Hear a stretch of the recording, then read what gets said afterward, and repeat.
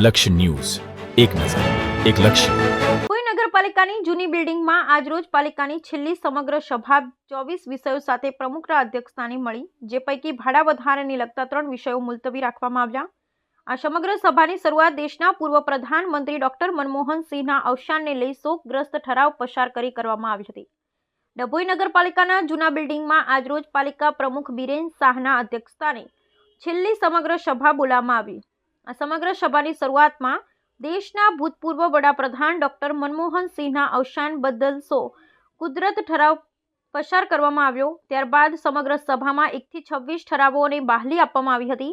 આ સમગ્ર સભામાં ખાસ લેવાયેલા નિર્ણયોમાં ₹6 કરોડની આવેલી સ્વર્ણિમ જયંતિ 2024-25ની આવેલી ગ્રાન્ટમાંથી ₹4 કરોડ નવીન આકાર લઈ રહેલા ઓડિટોરિયમ પાછળ ખર્ચ કરવો, ₹1 કરોડ પૈકી 12 લાખ રૂપિયા નગરના 9 વોર્ડમાં વિકાસના કામો પાછળ ખર્ચ કરવા, જ્યારે બાકી રહેલા ગ્રાન્ટનો તનહોલ સામે કરવો લઈ રહેલા નવીન કોમ્પ્લેક્સમાં ખર્ચ કરવાનો નિર્ણય લેવાયો. આજ રોજની સમગ્ર સભામાં નિરાતોને ફાળવેલ જમીન કેબિનના ભાડે બાબતને તથા પાલિકા શોપિંગ સેન્ટર ભાડા વધારાના જેવા મુદ્દાઓને આજરોજ મુલતવી રાખવામાં આવ્યા. આ સાથે રાષ્ટ્રીય પર્વ પ્રજાસત્તાક દિનની ઉજવણીના હેતુ માટે ₹15 લાખનું ફંડ આયોજિત કરવામાં આવ્યું. એટલું જ નહીં, 26 જાન્યુઆરી બાદ નગરપાલિકા તેના નવી બિલ્ડિંગ ખાતે શરૂ થનાર છે, ત્યારે સરકારશ્રીના ધારાધોરણ મુજબ નવા બિલ્ડિંગમાં કોઈ પણ ધૂમ્રપાન કરતું જણાવાશે તો ₹500 દંડ કરવામાં આવશે. વેગાવાડીઓ વિસ્તારમાં પાલિકાએ પાણીની સમસ્યા હલ કરવા બનાવેલ બોરની બાજુમાં આંગણવાડી બનાવવાનો પણ નિર્ણય લીધો.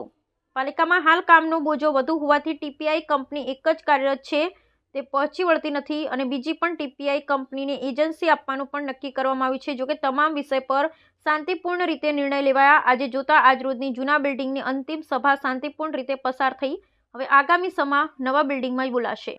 બપોરના 1 કલાકે સમગ્ર સભાનું જે જૂની બિલ્ડિંગમાં આયોજન કરવામાં આવ્યું હતું, જે આજે છેલ્લો દિવસ નગરપાલિકાનો હોય, હવે નવી બિલ્ડિંગમાં પ્રસ્થાન કરવા જઈ રહ્યા છે, ત્યારે આ જે બિલ્ડિંગની પરિસ્થિતિ છે એવી જ પરિસ્થિતિ નગરપાલિકાની ના થાય એના સૂચનો હું જાતે સભ્યોને આપ્યા હતા કે દરેક જગ્યાએ નગરપાલિકાને નુકસાન થાય છે એવા કામો ના કરી નગરપાલિકાનો વહીવટ અને સ્વભંડોળ કેવી રીતે સક્ષમ ને વ્યવસ્થિત બને એના પર ભાર આપ્યો હતો.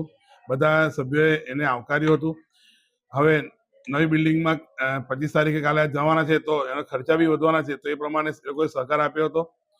કેટલાક નગરપાલિકાના સાધનો જે ડભોઈ નગરની બહાર જાય છે, drainage pumping machine, section machine, એના ભાડા વધારા કર્યા હતા. નગરની અંદર કેટલાક મશીનોનો ઉપયોગ થાય છે જે પ્રજા માટે, એના ભાડા નક્કી કર્યા હતા, જેમાં જેસીબી, ડીજી સેટ અને બીજા સેક્શન મશીન, ગટરના મશીનોનો ભાડા વધારો કરવામાં આવ્યો હતો. પાણીના ટેન્કરનો વધારો સર્વાનુમતે કરવામાં આવ્યો હતો ને જેમાં બધાએ પૂરેપૂરો સહકાર આપ્યો હતો. આગળ 6 કરોડની ગ્રાન્ટ આવનારા સમયમાં આવી રહી છે, એના વિશેના કામો તાત્કાલિક અસરથી કામ વહેલી તકે થાય એના કારણે એવી રજૂઆત કરી હતી, જેમાં 4 કરોડના કામ, જે ઓડિટોરિયમનું વર્ષોથી કામ અટકી ગયું છે અને ધારાસભ્યશ્રીની સૂઝબૂછથી એ 40 લાખમાં કામ, જે ₹1.5 કરોડ ભરવાના હતા, જે 40 લાખમાં આટોપી ગયું છે, તે 40 લાખ રૂપિયાનો ડીડી જીબીમાં જેટકો કંપનીમાં આપી દીધો છે. એટલે એનું કામ પણ કામગીરી ચાલુ કરવાની છે. 4 કરોડ એમાં ફાળવ્યા છે.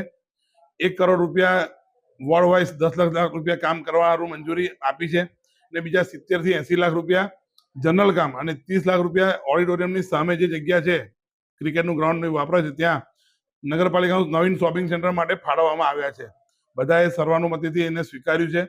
સાથે સાથે જે ભાડા વધારવાનો વિષય હતો નગરપાલિકા શોપિંગ અને નિરાશ્રિતોનો અને નગરના કેબિનોનો, એ અમે નક્કી કર્યું હતું કે થોડો પોસ્ટપોન રાખીને આવનારી ફેબ્રુઆરી એન્ડ સુધીમાં જે બજેટની મિટિંગ સમગ્ર સભા બનશે એમાં એ લોકો જો સંકલન કરીને વાતચીત કરીને એના ભાડા નક્કી કરવાનું આયોજન કર્યું છે. નગરપાલિકા નગરના લોકોથી ચાલી રહી છે. સ્વભંડોળનું ભારણ એનાથી પગાર થાય છે. પગારમાં પહેલા 2 મહિના 3 મહિના પગાર થતો નહોતો, પણ જ્યારથી અમારું ભાજપનું બોર્ડ બેઠું છે આ 4 વર્ષથી, તો અમે પગારમાં રાહત રેગ્યુલર દર મહિને પગાર કરવાનો પ્રયત્ન પૂરેપૂરો કર્યો છે અને થયું છે. તો મારી પ્રજાજનોને બી અપીલ કરું છું અને દુકાનદારોને બી અપીલ કરું છું કે એમાં કોઈ દ્વેષભાવ વગરની વૃત્તિ વગર કામગીરી અમે કરી રહ્યા છીએ, તો એમાં સહકાર આપશો અને નગરપાલિકા કેમ વ્યવસ્થિત ચાલે અને ડભોઈ દરભાવથી કેમ બને એમાં સહકાર આપશો, એ જ નમ્ર વિનંતી. 24 વિષયો હતા.